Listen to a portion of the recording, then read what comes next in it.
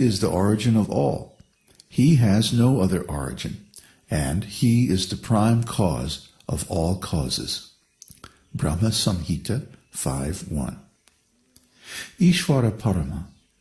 Ishvara means the Lord or controller. Now there are different lords, different degrees of controller. Lord means controller or proprietor. So you have got some control over your environment. I have got some control, and he has some control, or they have control. Or the president, he has some control over the whole country. Or the demigods, each one is in control of a whole planet. In this way, you'll find that different individuals have different degrees of lordship. But here it is said that Ishvara Parama, the Supreme Lord, the controller in the superlative degree, is Krishna. There is no other Lord above him. You may be a bigger Lord or controller than me. Someone is a bigger controller than you, and somebody else is bigger than him. But when you reach Sri Krishna by such an analytical process, you will find that nobody is greater than Krishna, and nobody is equal to him. That is Ishvara Parama, the Supreme Personality of Godhead, the Absolute Lord and controller of everyone.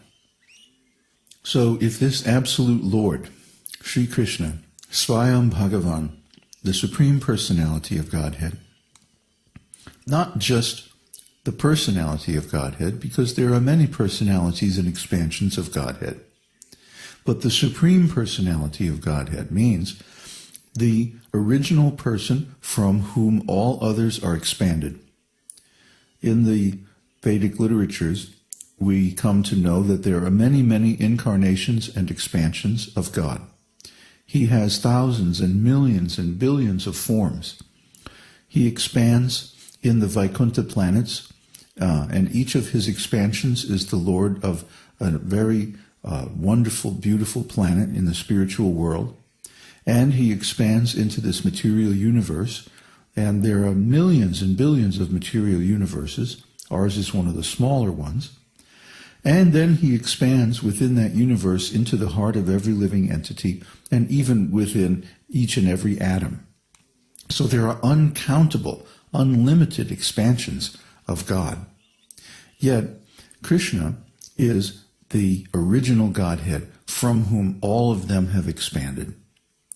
And when that Krishna comes to this planet, once in a lifetime of Brahma, he speaks Bhagavad-gītā. So this Bhagavad-gītā is spoken by the highest authority, not only in the material world, but in the spiritual world. Śrīmad-Bhāgavatam, the Supreme Personality of Godhead, Sri Krishna. Sri Krishna's position is unique. Nobody can be a higher authority than him.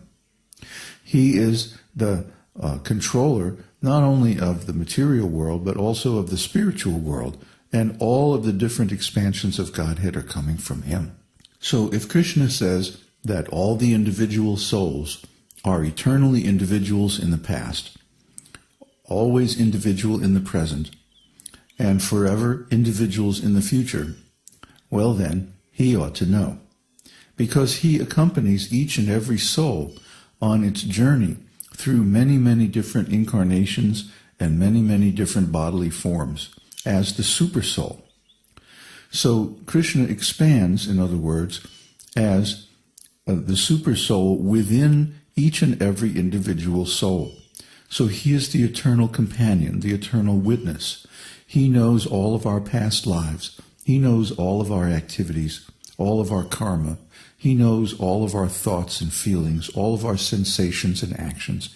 He knows everything. So if this person who has such extreme authority and total all-pervading knowledge, if he says that all these individual souls are eternally separate persons, then he ought to know. He is the supreme authority. So when Krishna says this, it implies a whole lot. It implies, for example, that there is never a time when we are going to merge together with him. There is never a time when we're going to lose our individuality or become somebody else. Okay? The reason that we seem to have this bodily identity is that we are in illusion. It's not our real identity. Our real identity is spiritual and eternal, and Krishna knows that too. He not only knows who we are in eternity, he knows who we have been in every one of our past lives since we've been in this material world. So Krishna knows each individual soul, but him no one knows. He is very mysterious. But we can know him if we chant his name, follow his instructions, accept his philosophy, and also try to serve his purposes in this world. Then he will reveal himself. He is not easy to understand. He's not easy to know, because he's so much greater than we are. But if we make this effort and follow his instructions, he will reveal himself. And here I'm speaking from experience, that if we simply chant his holy name, beginning with the Dvadasakshara mantra, Om Namo Bhagavate Vasudevaya, and then once we are initiated, we can chant the Hare Krishna Maha Mantra, Hare Krishna, Krishna Krishna, Hare Hare, Hare Ram, Ram Ram, Hare Hare. If we chant this mantra faithfully, and we allow it to purify our consciousness by avoiding the 10 offenses against the holy name, then we will come into self-realization, or realization of who we really are in eternity. And how will we do that? Because we will realize Krishna, and we will realize our relationship with him. Our relationship with Krishna is the foundation of our eternal identity. Therefore, when we chant the mantra, we are speaking as if we are in our eternal identity. In the beginning, of course, we're not. But ontologically, what's happening is that we are speaking as if we are already self-realized, even though we're not. Even though we're still in illusion, we begin to speak like that.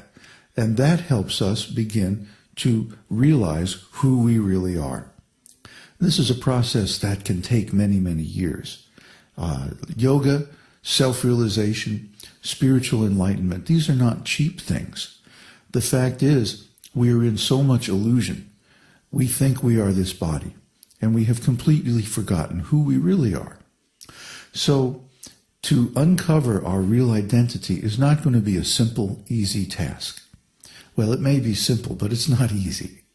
Just by chanting this mantra, by becoming pure, by reading the Vedas, by hearing from the spiritual master, by serving the spiritual master and his organization and his purposes, we're serving Krishna's purposes, because the spiritual master is self-realized. He knows Krishna. He has seen Krishna face to face. And because of that, he knows Krishna's purposes. He understands Krishna's mind and heart. And his life is totally dedicated to serving Krishna. Therefore, when we serve the spiritual master, we also serve our own purposes of self-realization. In that way, over several years, we can approach the supreme state of self-realization. And the beginning is by accepting these statements in the Bhagavad-gītā.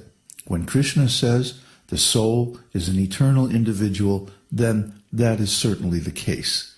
And we have no other evidence to say that it's not the case. So we have to accept it. And this is the beginning of spiritual life.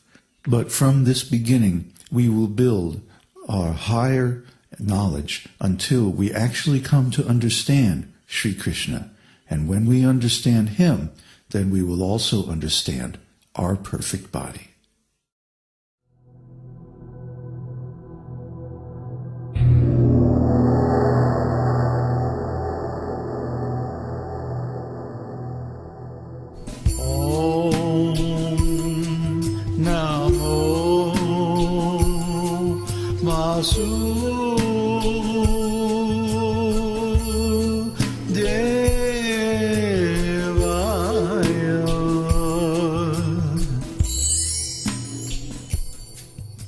We hope you've enjoyed this edition of Your Perfect Body.